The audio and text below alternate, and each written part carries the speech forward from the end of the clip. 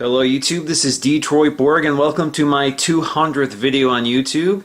And because it's a milestone video and the end of 2010, I thought I'd make this video special and basically recap all of the brand new Apple products for 2010 and give you my top 5. What I'm zooming out on now is my 27-inch iMac, which actually was new in October 2009, but I purchased this in March 2010, so I'm going to keep this off my top 10 list just to make it fair. Now, this did receive a spec bump in the middle of the year, but I'm going to leave this off because it's not a major new product.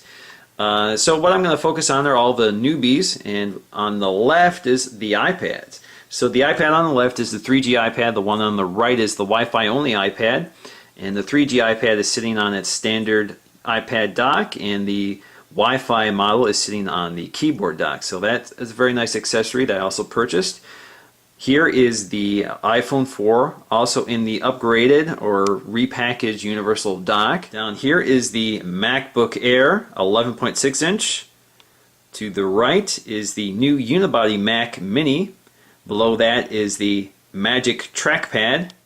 And here we have the second generation Apple TV, the fourth generation iPod Touch, the sixth generation iPod Nano, and the fifth generation iPod Shuffle. Although this list is mostly about hardware, Apple did release some major new software upgrades, including iOS 4.0 for the iOS devices.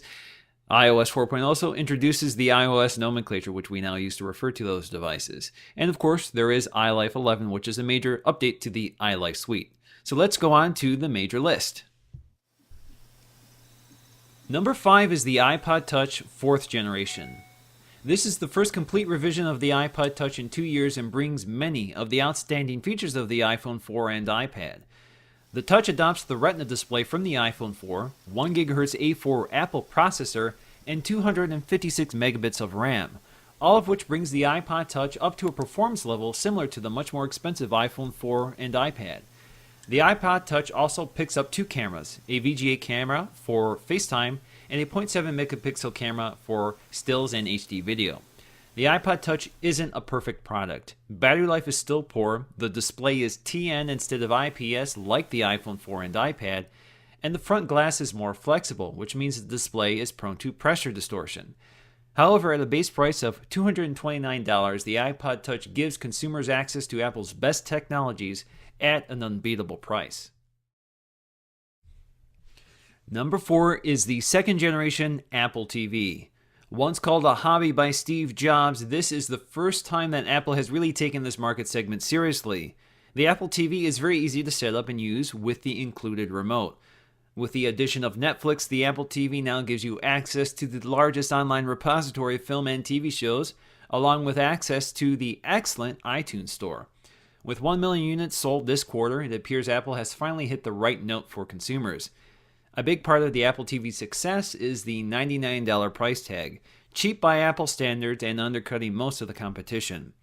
I consider the Apple TV an essential accessory to an iTunes household since it will stream your audio, video, and photo content to your home theater from your iTunes library, or it will work with AirPlay to stream content from your iOS device.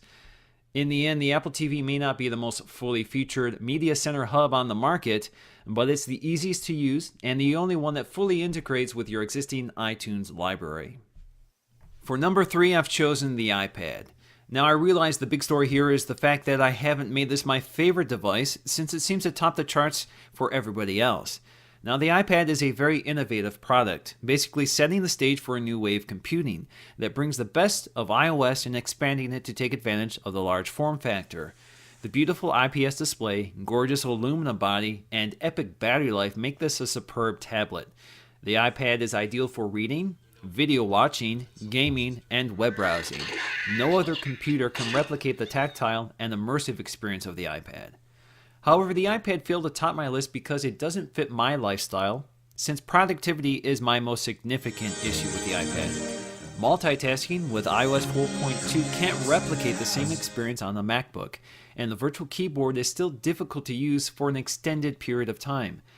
However, at $499, the iPad is a reasonably priced addition to my computing lifestyle, and with 3G, it's the only large computing device that I have that is always connected on the go.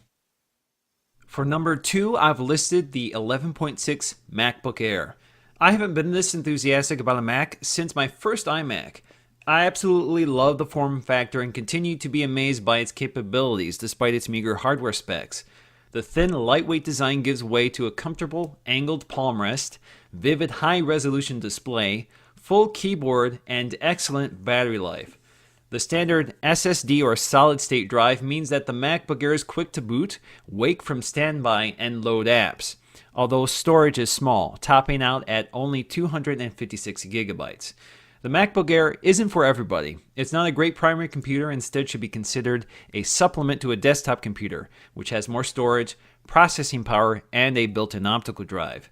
If there was one thing I miss on the MacBook Air, it's the backlighted keyboard and an SD card slot.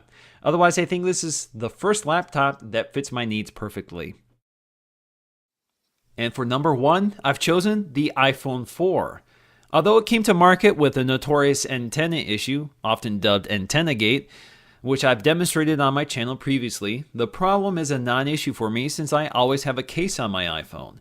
Now with that out of the way, I can say that this is the only product in the top 5 that I consider to be flawless. From the gorgeous IPS Retina display, to the silky smooth performance of the operating system, to the incredible and worry-free battery life, to the high-quality 5-megapixel camera with flash and HDR, and right down to the beautiful glass and steel design that sets it above all other handsets. This is one highly polished Apple product that never ceases to thrill and amaze me every day. And for that, the iPhone 4 is my favorite Apple device of 2010. So there we have it, guys. That's my top 5 picks for Apple products in 2010. So once again, guys, I just want to thank you very much for following me in 2010. And I know it's been a very busy year for Apple products, and I don't expect 2011 to be any different, so I really look forward to being there for every new product, and I hope you guys will be as well. So once again, guys, this is Detroit Borg. Thanks for watching, and Happy New Year.